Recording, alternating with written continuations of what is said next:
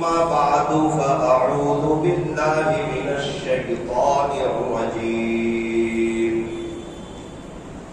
بسم الله الرحمن الرحيم وذكر فإن الذكرى تنفع المؤمنين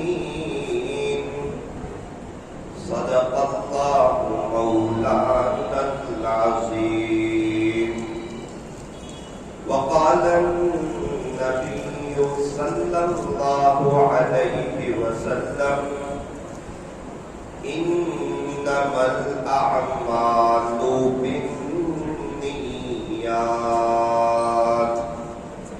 رواه البخاري أو كما قال عليه الصلاة والسلام.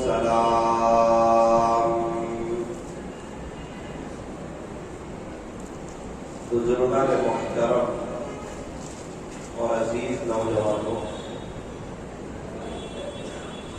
ماں باپ کے لیے دو وقت بڑے خوشی کے ہوتے ہیں. ماں باپ کے لیے دو وقت بڑے خوشی کے ہوتے ہیں. ایک وہ وقت جب ان کے یہاں اولاد ہوتی ہے، یہ بہت خوشی کا وقت ہوتا ہے. امی بھی بہت خوش، ابو بھی بہت خوش. حالانکہ ماں نے 9 مہینے بڑی تکلیفوں میں گزارے، بڑے درد میں گزارے، بڑے کوڑن میں گزارے. 9 مہینے تک بچے کو پیٹ میں رکھا، کبھی کھانا جمع، کبھی کھانا نہیں جمع، کبھی متلی آئی، کبھی پریشانی آئی، کبھی پیٹ میں درد ہوا، کبھی جی پھرنے لگا. 9 مہینے اور بچے کی پیدائش کا وقت، ایک جان سے دوسری جان کا نکلنا، اللہ اکبر کبیرہ. کتنی عورتیں ایسی ہوتی ہیں جو اس موقع پر شہید ہو جاتی ہے، اللہ کو پیاری ہو جاتی ہے. ایک جان سے دوسری جان کا نکلنا اتنی آسان بات نہیں ہے. اسی لیے تو فرمایا کہ ماں کے 3 حق ہیں. باپ کے مقابلے میں ماں کا حق زیادہ ہے. ہاں، ابا کا مقام بھی بڑا اونچا ہے. یوں فرمایا کہ ماں کے قدموں کے نیچے جنت ہے تو باپ جنت کا دروازہ ہے. مسجد ہیرا میں آنے کے لیے دروازہ کھلوانا پڑے گا، تب مسجد ہیرا میں آ سکتے ہیں. بالکل اسی طرح جنت میں جانے کے لیے پہلے جنت کا دروازہ کھلوانا پڑے گا. اور وہ کب کھلے گا؟ جب ابا خوش ہوں گے. ابا خوش ہوں گے تو جنت کا دروازہ کھلے گا، اور اماں خوش ہوگی تو اللہ تعالیٰ جنت نصیب فرمائے. اس لیے فرمایا دونوں کو خوش کرنا، دونوں کا اکرام کرنا، دونوں کا احترام کرنا یہ ضروری ہے. ماں باپ جو ہے یہ بچوں کو شہزادوں کی طرح رکھتے ہیں. کوئی ہمارے بچے کی طرف دیکھے نہیں، کوئی نظر اٹھائے نہیں، کوئی ان کو مارے نہیں، کوئی ان کو بولے نہیں، کوئی ان کو ڈانٹے نہیں، غصے کی نظر سے کوئی ان کو دیکھے نہیں، ہماری موجودگی میں کوئی ان کو جھڑکے نہیں. یہ ماں باپ کی سوچ ہوتی. کیا بات ہے؟ اپنے بچے کو شہزادہ سمجھتے ہیں کہ یہ ہمارا بیٹا ہے، ہمارا لال ہے، ہمارا جگر کا ٹکڑا ہے، بڑی امیدوں سے اور بڑی دعاؤں سے آیا ہے.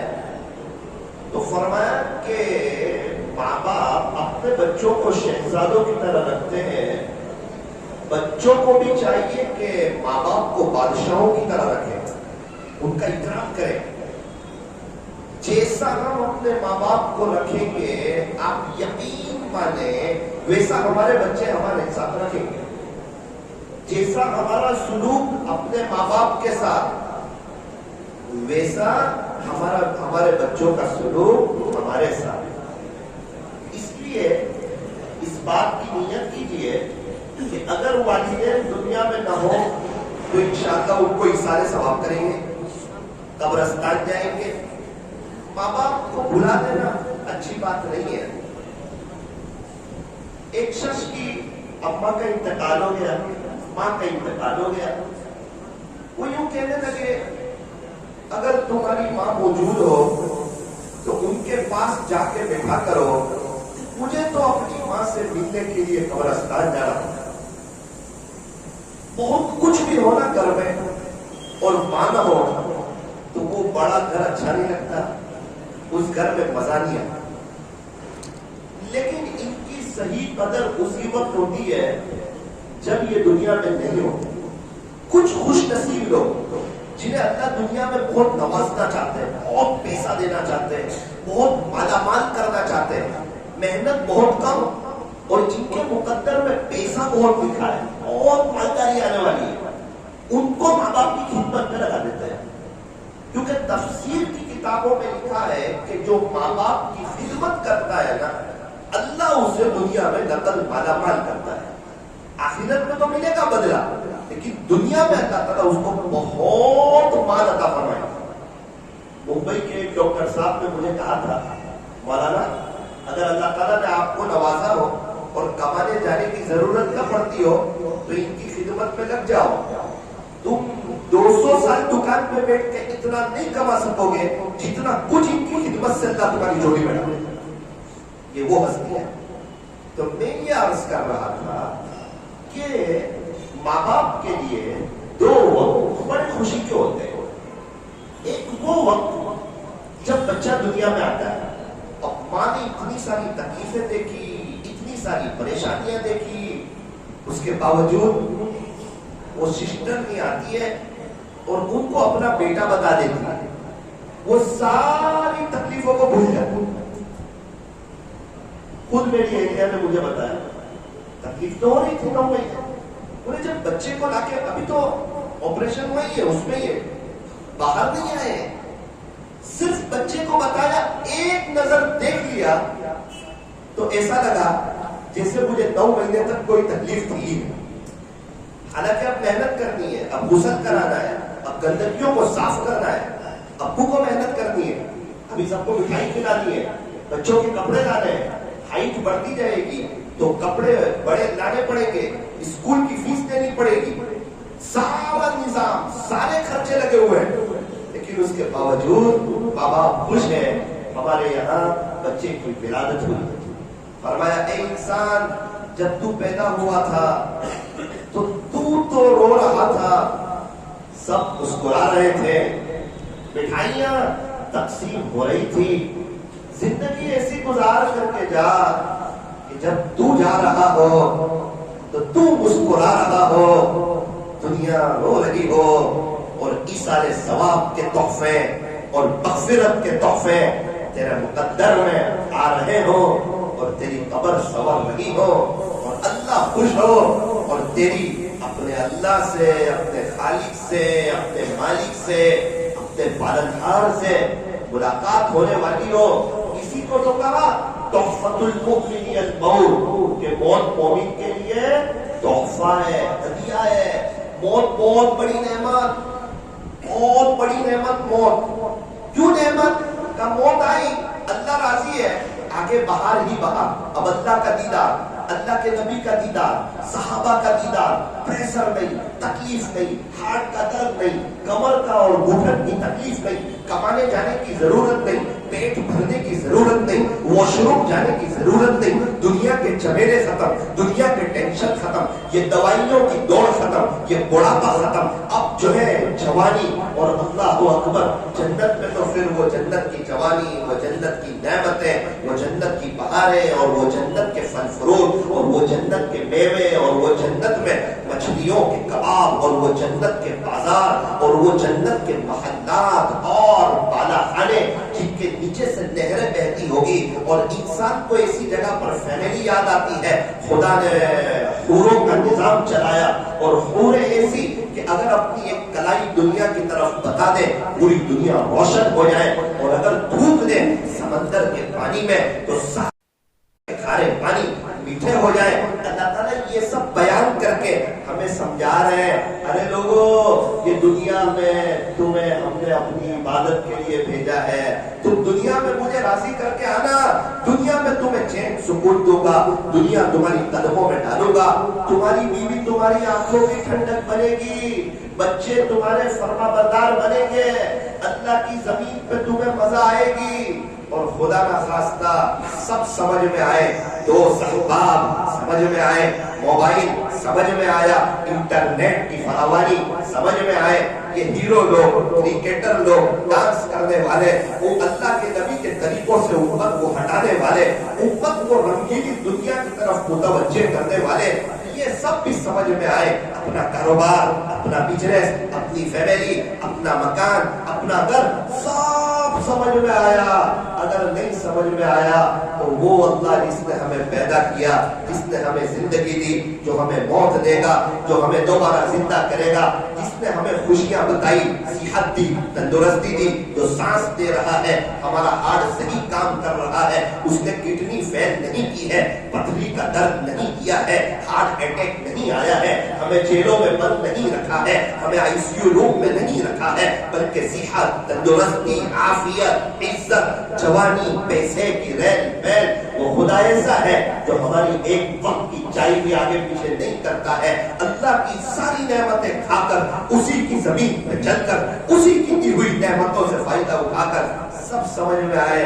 اگر اللہ ہی سمجھ میں نہ آیا تو میرے عزیزو پھر یہ زندگی تلخ ہو جاتی ہے، پھر یہ زندگی تنگ ہو جاتی ہے، پھر یہ زندگی ضائع ہو جاتی ہے، مزہ نہیں آتی اللہ کی زمین پر۔ ہاں جب ابو ناراض ہو نا تو ابو کے گھر میں اچھا نہیں لگتا، جب اللہ ناراض ہو پھر اللہ کی زمین میں اچھا نہیں لگتا۔ کیا کریں؟ ابو ناراض ہے، کیا کریں؟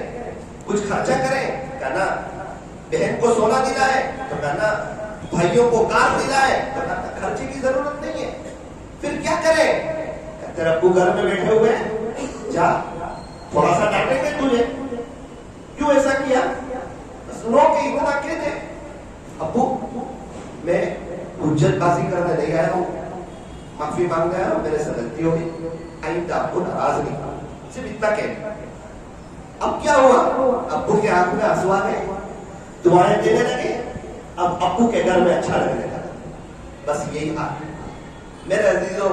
اصل بات یہ ہے کہ ہم نے اپنا اللہ کو ناراض کیا اور ہم سمجھتے ہیں کہ یہ کر لیں، وہ کر لیں، یہ خرچہ کر لیں، اس کو راضی کر لیں، اس کو راضی کر لیں۔ ارے کیوں فرمایا اس اللہ کو راضی کر لو، ایک دفعہ سوری کہہ دو کہ اللہ پاک سوری، آج تک میں نے آپ کی نافرمانی کی، اس کا نقصان مجھے ہی ہوا، میں نے اپنے پیر پہ کلاڑی ماری، ظاہر میں بہت خوش، اندر میں بہت پریشان، میرے کام بنتے نہیں، 2 کام بنانے جاؤں 4 کام بگڑ جاتے ہیں۔ اللہ کو ناراض کر کے تو بادشاہ بھی پریشان رہتا ہے، اللہ کو ناراض کر کے انسان پریشان ہی رہتا ہے، چاہے بادشاہ بن جائے یا فقیر ہو جائے، اور اللہ کو ناراض کر کے انسان خوشحالی رہتا ہے، چاہے وہ بادشاہ بنے یا فقیر بنے۔ ایک آدھ بات کہہ کر اپنی بات کو ختم کرتا ہوں۔ 2 دن پہلے میرا مرکز پر جانا ہوا، آپ کے سورت مرکز پر 2 جماعتیں تھیں، ان سے ملاقات کی۔ ایک نوجوان شخص آئے میرے پاس، بیٹے میں ان کو دیکھ کر تعجب میں رہ گیا، میں نے ان کو کچھ اور دیکھا تھا، ابھی کچھ اور دیکھ رہا ہوں۔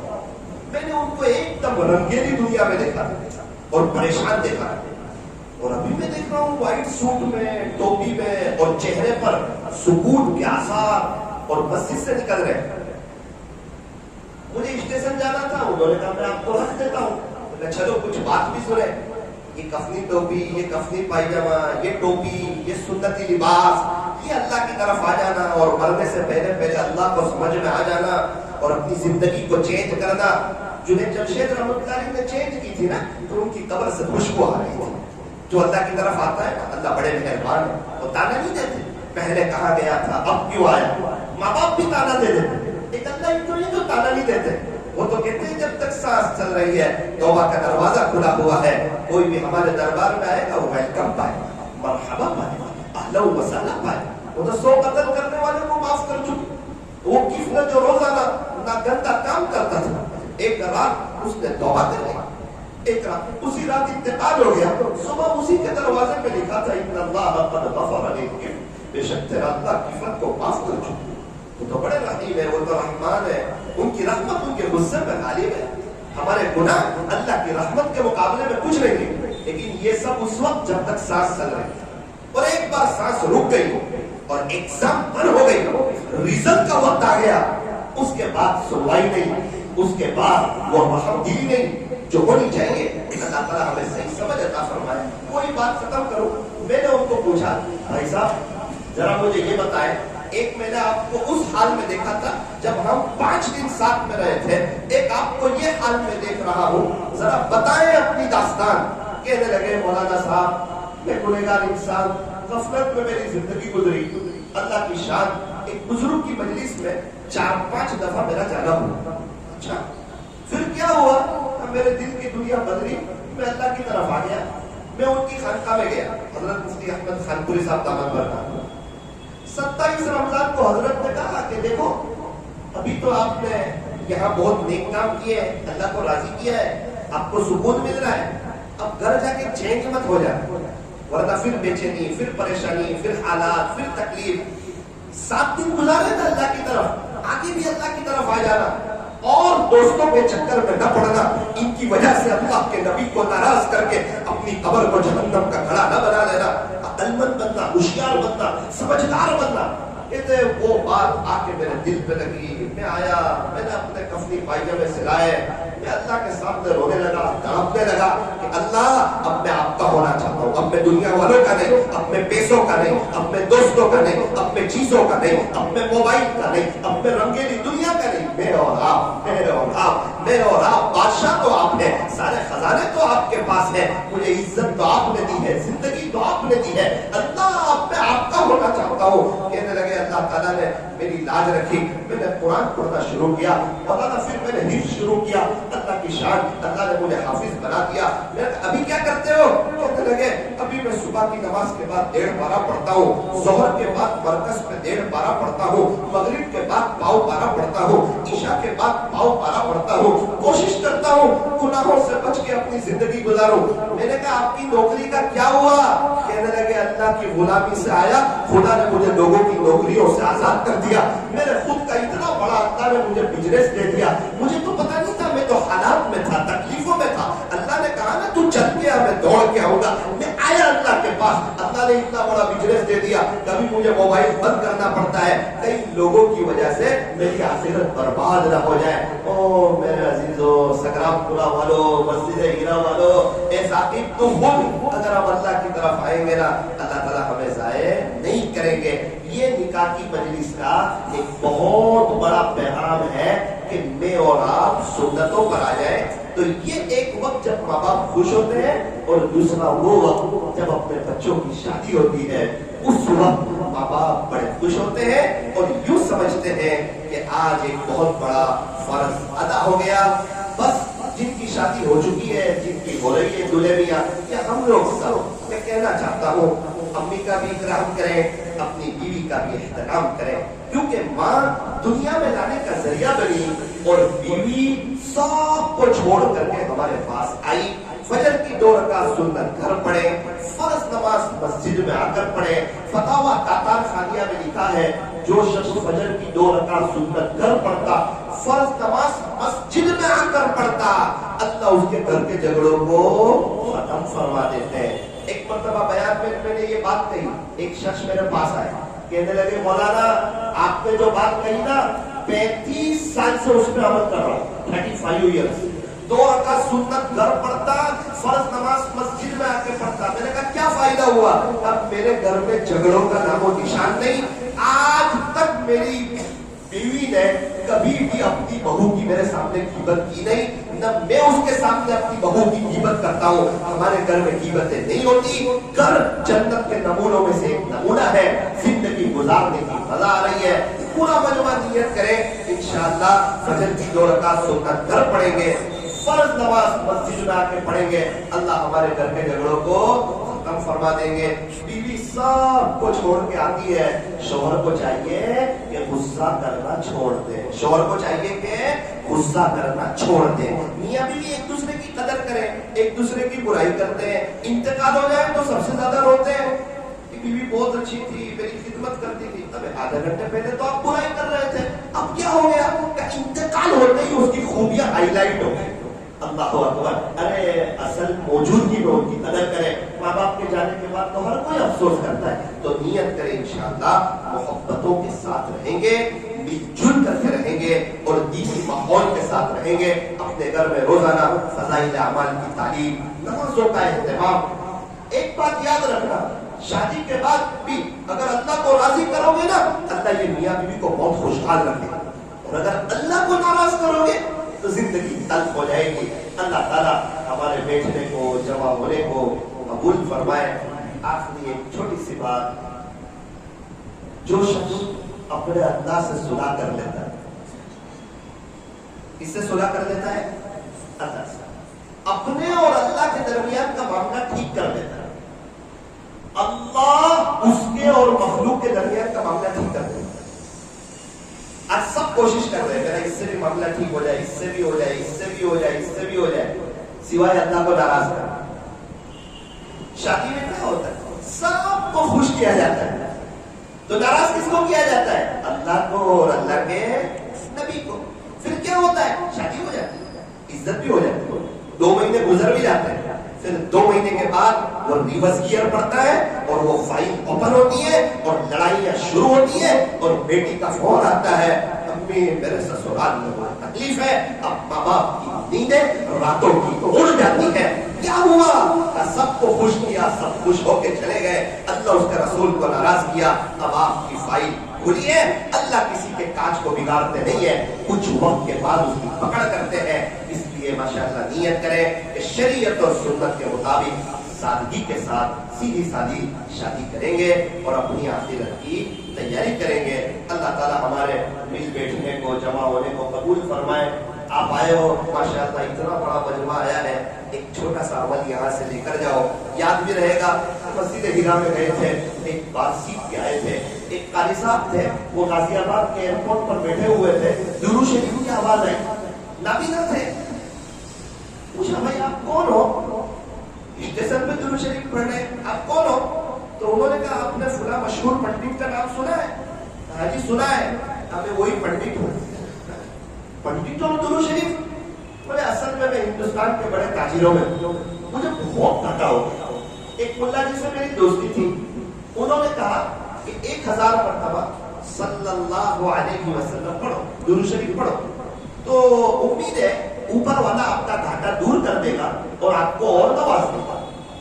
اب پریشان آدمی میں کیا کرتا, میں نے شروع کر دیا.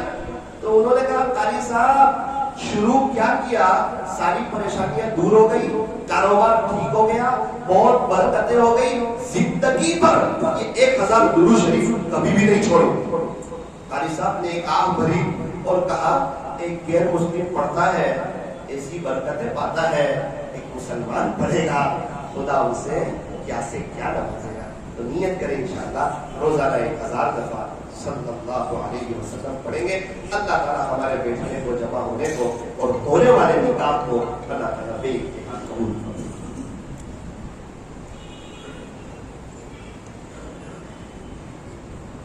ہدایت اللہ محمد حسین, ترنم محمد عرفان,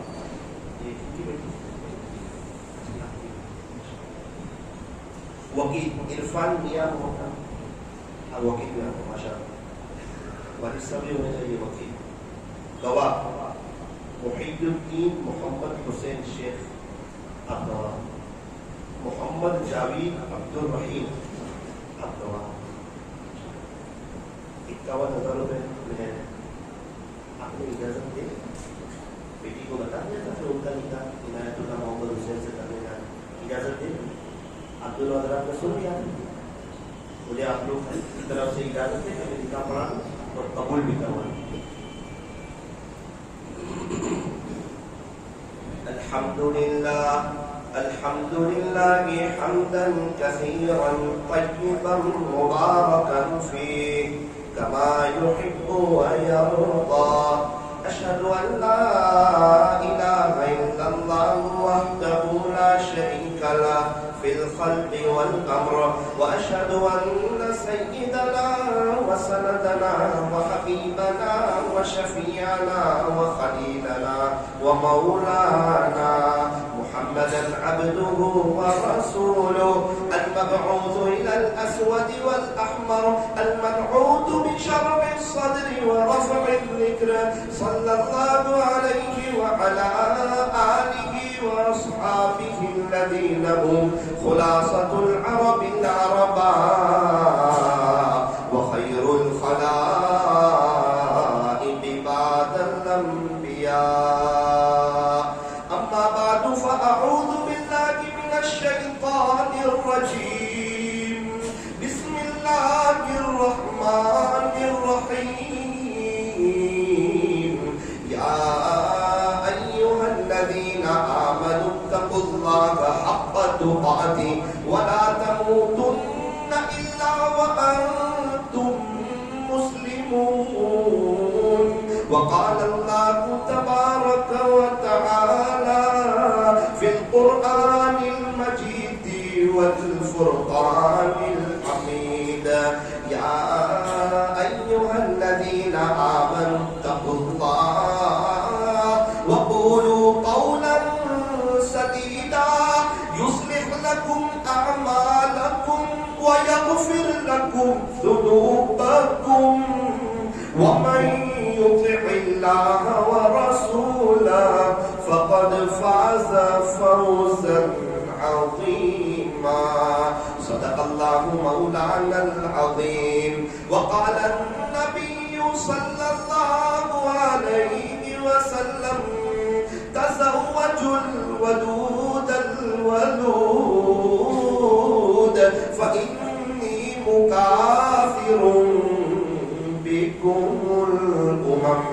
وقال عليه الصلاة والسلام 4 من سنن المرسلين الحياء والتعطر والسواك والنكاح. فإلى أصل الخصال وإلى حسن الإسلام يا إخوان. ويكفي لنا ولكم أنه صفة من صفات الأنبياء وصلوات الله وسلامه عليهم جميعا. سبحان ربك رب العزة عما يصفون وسلام على المرسلين والحمد لله رب العالمين.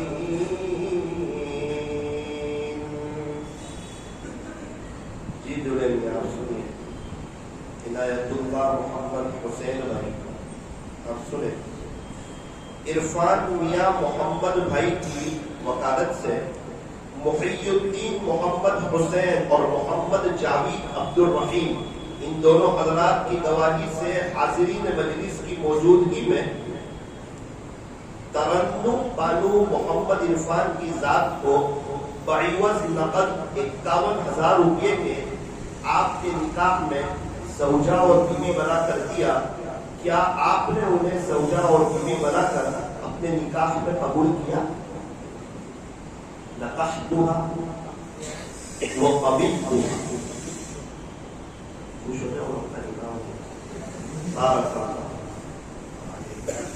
وجمع بينهما. دعا. الحمد لله رب العالمين صلى الله على حبيبه محمد وآله وسلم. لا إله إلا أنت سبحانك إنا كنا من الظالمين. یا اللہ رحیم والا کریم اللہ بہت بڑے ہم گنہگار ہیں، خطا کار ہیں، سیاہ کار ہیں، مجرم ہیں، پاپی ہیں. اللہ آپ کو بہت ناراض کیا ہے. رب کریم ویسے تو یہ ہاتھ اٹھائے جانے کے قابل نہیں، یہ زبان سوال کرنے کے قابل نہیں، لیکن آپ سے نہ مانگے تو کس سے مانگے اور آپ سے نہ کہیں تو کس سے کہیں. اللہ آپ سے ایک گزارش ہے، آپ ہمیں معاف کر دیجیے. اللہ ہم اقراری مجرم ہیں کہ ہم نے جان بوجھ کے گناہ کیے، جان بوجھ کے نمازیں چھوڑی، جان بوجھ کے سنت طریقے چھوڑے، اور خود اللہ ہم پریشان ہیں، اندرون پریشان ہیں. لوگ ہمیں خوشحال سمجھتے ہیں، دنیا بھی برباد ہو رہی ہے، آخرت بھی برباد ہو رہی ہے، اللہ کے نبی بھی ناراض ہو رہے ہیں، سنتوں کو ہم توڑ رہے ہیں، آپ کے حکموں کو ہم چھوڑ رہے ہیں. اللہ اللہ آج کی آپ کے گھر میں بیٹھے ہوئے ہیں، اس بات کو طے کرتے ہیں کہ انشاءاللہ اب ہم آپ کو راضی کریں گے، اللہ آپ کو ناراض نہیں کریں گے، جو ہونا تھا سو ہوا، غلطی ہو گئی، معافی مانگنے والے آپ کو بہت پسند ہے نا، آپ تو معافی مانگنے والوں کو پسند کرتے ہیں، اللہ بے شک ہم نے آپ کو ناراض کیا اور ہم پریشان ہوئے، اللہ اگر ہم آپ کو راضی کرتے ہیں دنیا بھی بنتی آخرت بھی بنتی، یار اللہ آپ نے صحابہ کی بنائی، اللہ والوں کی بنائی، ابھی بھی جو نیک لوگ ہیں آپ ان کی دنیا بھی بنا رہے ہیں آخرت بھی بنا رہے ہیں، اللہ نہ ہماری دنیا بن رہی ہے نہ ہماری آخرت بن رہی ہے نہ قبر کی کوئی تیاری ہو رہی ہے۔ اللہ جی 3 دن پہلے ایک شخص کا مجھے فون آیا اور کہنے لگے کہ مولانا میرے بھائی کی بیوی 24 سال کی عمر انتقال ہو گیا، چھوٹے چھوٹے بچے ہیں 7 سال کے، میں نے تسلی دی کہ اللہ تعالیٰ ان کی مغفرت فرمائے۔ کہنے لگے گزشتہ کل ایک عجیب نظارہ ہو گیا، کیا ہوا؟ کہا کہ مولانا ان کے چھوٹے چھوٹے بچے ان کے ابو قبرستان گئے تو اس کے سر کے پاس سے 3 سانپ باہر آ گئے۔ 3 دن پہلے کی داستان ہمارے قریب، 3 سانپ باہر آ گئے تو سانپ ادھر ادھر بھاگتے نہیں، جب لوگ آتے ہیں تو اندر چلے جاتے ہیں، تو ہم نے وہ سوراخ بند کر دیا، پھر وہ جگہ پوری اندر تک خالی ہو گئی، اس لڑکی کا چہرہ دکھنے لگا، ہمت کون کرے، مٹی کون ڈالے، پھر جب دور جاتے 2-3 سانپ باہر آ جاتے ہیں، کتنی بھی کوشش کریں وہ باہر نہیں جاتے، اندر ہی اس کے سر کی طرف چلے جاتے ہیں۔ اللہ جی ہم تو ایسے جی رہے جیسے مرنا ہی نہ، قبر کی لائف ہی نہ آنے والی ہے، دیکھا جائے گا دوستوں کے نشے میں، جوانی کے نشے میں کیا کر رہے ہیں، آپ ہی کو ناراض کر رہے ہیں، اپنی آخرت برباد کر رہے ہیں، بیوی بھی ہم سے ناراض، بچے بھی ناراض، ماں باپ بھی ناراض، وجہ کیا کہ اللہ کو ہم نے ناراض کیا، اللہ نے سب کو ہم سے ناراض کر دیا، ورنہ جنہوں نے اللہ کو خوش کیا ہے، اللہ کو راضی کیا ہے، اللہ کی طرف آئے ہیں، اللہ نے ان کے چہروں پہ سکون کے آثار دیے، ان کے دلوں میں طمانینت دی، ان کے کاموں کو سمیٹ دیا، ان کی پریشانیوں کو دور کر دیا، ان کی بیوی کو ان کی آنکھوں کی ٹھنڈک بنایا، ان کے بچوں کو ان کا فرما بردار بنایا۔ اللہ ہمیں بھی دین سمجھ میں آ جائے، آپ سمجھ میں آ جائے، آپ کے نبی سمجھ میں آ جائے، سنت طریقے سمجھ میں آ جائے، اور ہم لوگ سب کیا چھوٹے کیا بڑے کیا جوان کیا بوڑھے، ہم لوگ سب اللہ آج کی مجلس میں توبہ کر کے اپنی زندگیوں کو پلٹ ڈالیں۔ اللہ آپ ایسے فیصلے فرما، ہونے والے نکاح کو اپنی بارگاہ میں قبول فرما، دونوں میاں بیوی میں خوب محبت نصیب فرما،